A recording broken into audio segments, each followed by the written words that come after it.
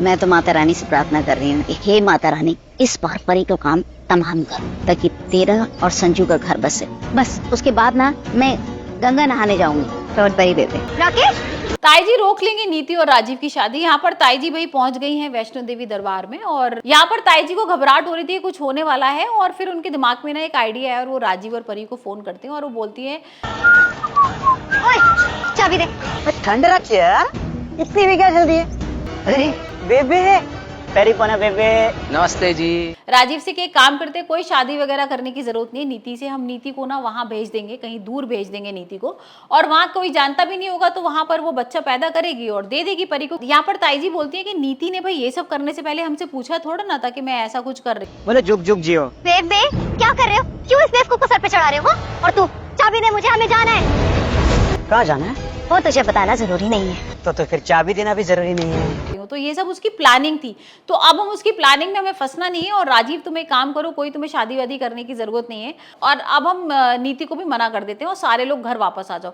लेकिन जो गुरविंदर होती है ना, वो काम मान। ये क्या बदतमीजी है? मेरी चाबी वापस करने बता रही हूँ तुझे। चाबी वापस दो। जाओ तुम लोग खेलो, जाओ घूम के आओ, जाओ। राकेश, कुछ बात करनी है तुझसे। फिर चाबी दे दूंगा मैं। चाबी का क्या करना है मुझे? फिर दे दूंगा चाबी, ठीक है? और देखो, उससे पहले तूने कुछ भी पौ पे की तो यहाँ पर तुझे बचाने वाला और कोई नहीं। करने वालों में से यहाँ पर गुरविंदर कहती है कि ठीक है, आप एक काम करते हैं कि अब हम माता के दर्शन कर लेते हैं ना। अब हम जा तो रहे हैं, रास्ते में हैं, तो दर्शन करके आ जाते हैं, और एक काम करेंगे, राजीव और परी की शादी। ऐसे नहीं मानेगा तो रुक जा जरा।